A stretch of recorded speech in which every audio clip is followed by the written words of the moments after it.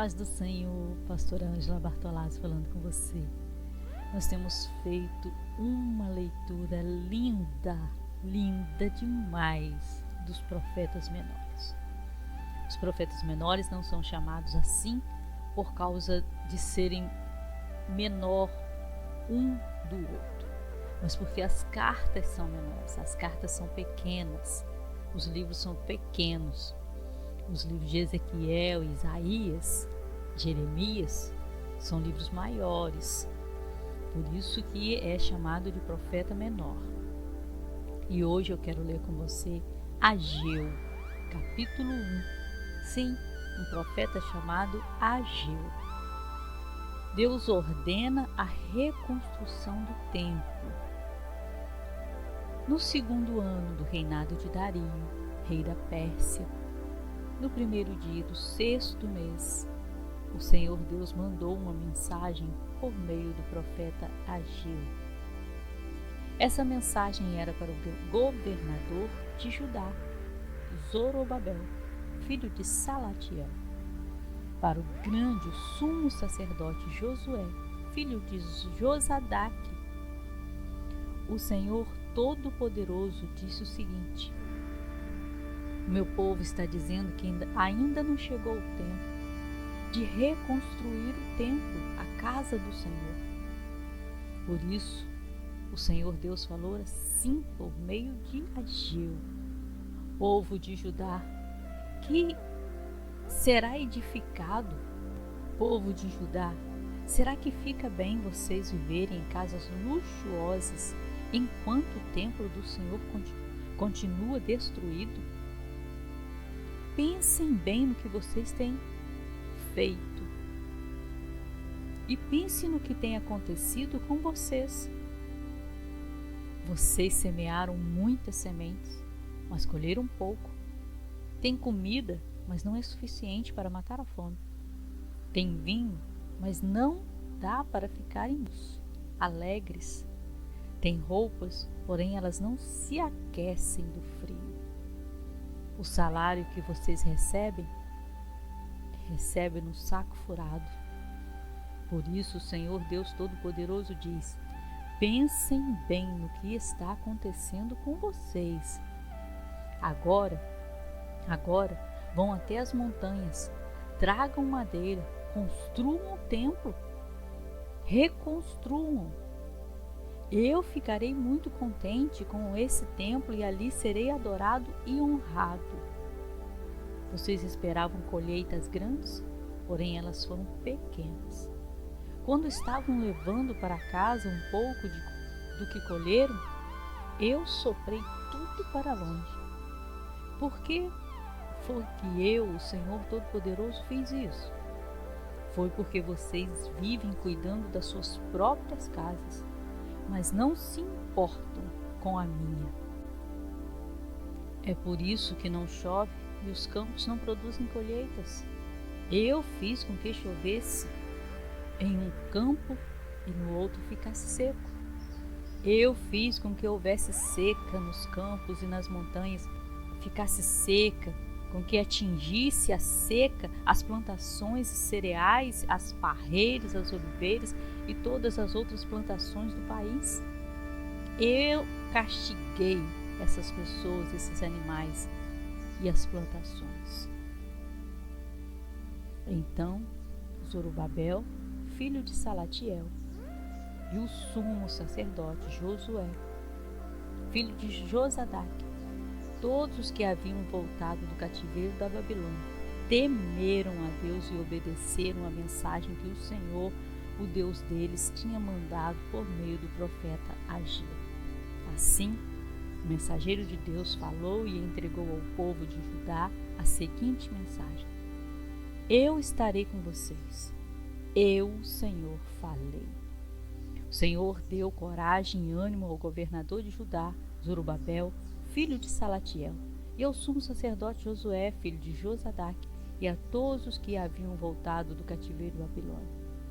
Eles foram e começaram a trabalhar no templo do seu Deus, o Senhor Todo-Poderoso, no dia 24 do sexto mês do segundo ano do reinado de Dario. glória a Deus. É uma palavra forte de correção, de falar o que é importante.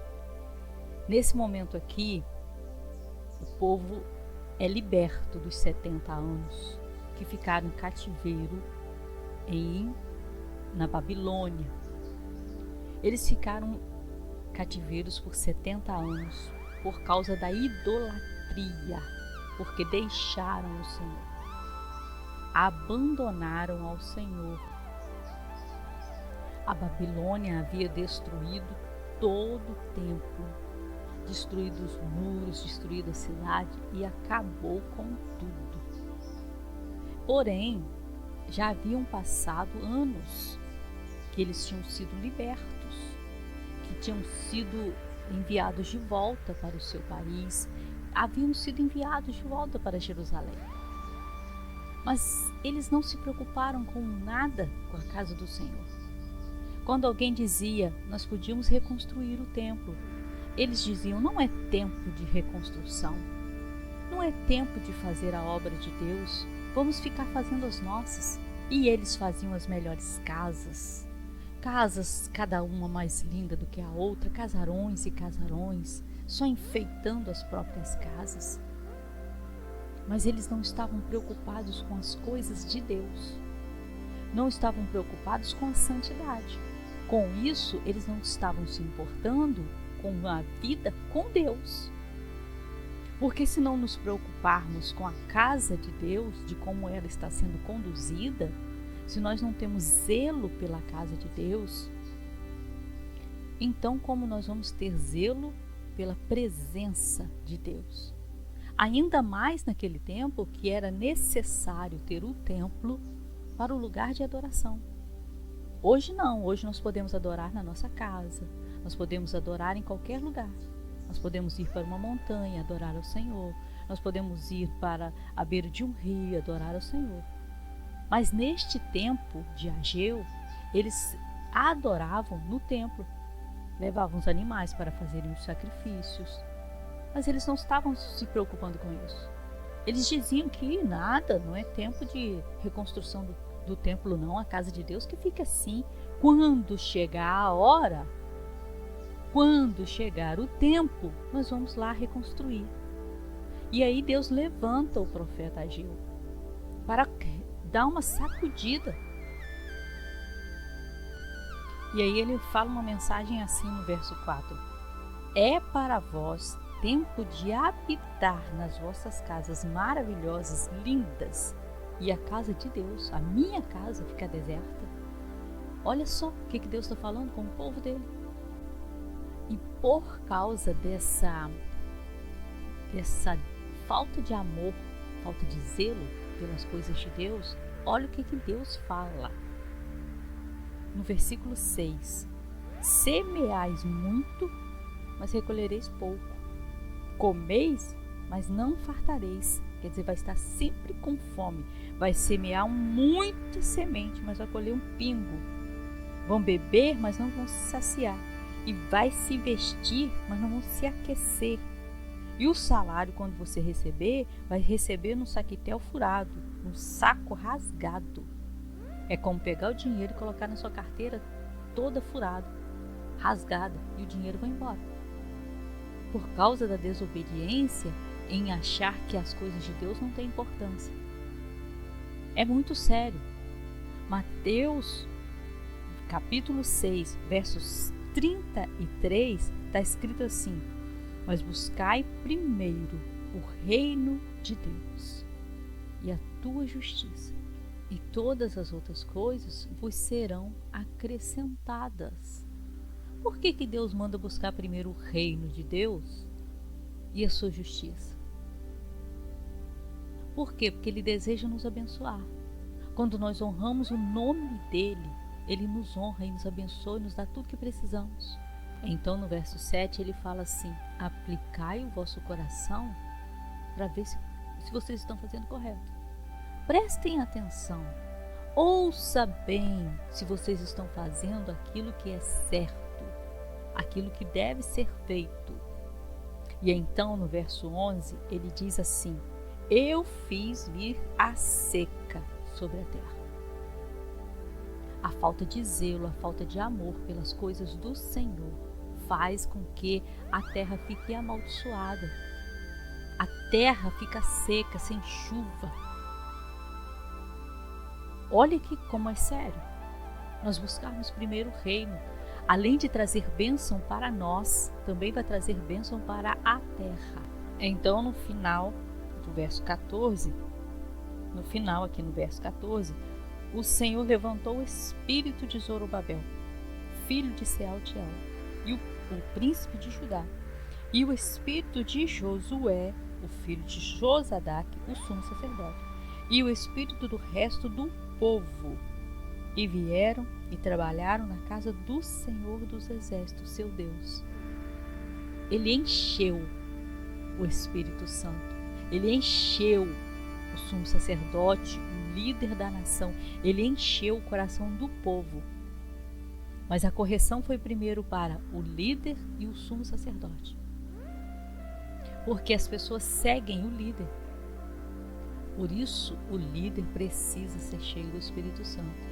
Ele precisa ser guiado pelo Espírito Santo para levar o povo no caminho certo. O líder está lá na frente anunciando a palavra da verdade. E ele guia o povo na verdade. E Deus honra quando o povo vai fazendo aquilo que é justo, aquilo que é certo, aquilo que ele pede para fazer. Então eles iniciam a reconstrução do templo. Glória a Deus, não é? A obediência. Deus traz a correção, mas nós precisamos obedecer. A obediência é o melhor caminho. E não é difícil amar ao Senhor e seguir o caminho dele.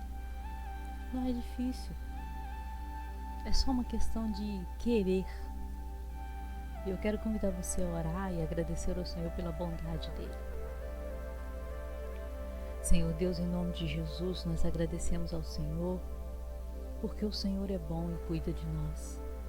Agradecer, ó Deus querido, pela palavra de correção, porque quando o Senhor corrige a filhos. O Senhor não corrige quem não é filho. O Senhor corrige aos filhos para que possam andar no caminho reto, no caminho certo, no caminho de salvação. Nós te agradecemos por isso, em nome de Jesus. Se você ainda não teve um encontro com o Senhor Jesus, deixe Ele ser o seu guia até a eternidade. Deus abençoe sua vida, Deus abençoe sua casa, Deus abençoe tudo que você fizer. Em nome de Jesus, fiquem na paz. Se você gostou desse vídeo, dê um like, curta, comente, compartilhe, ative o sininho para receber todos os vídeos novos que eu publicar. Obrigada, Deus abençoe sua vida.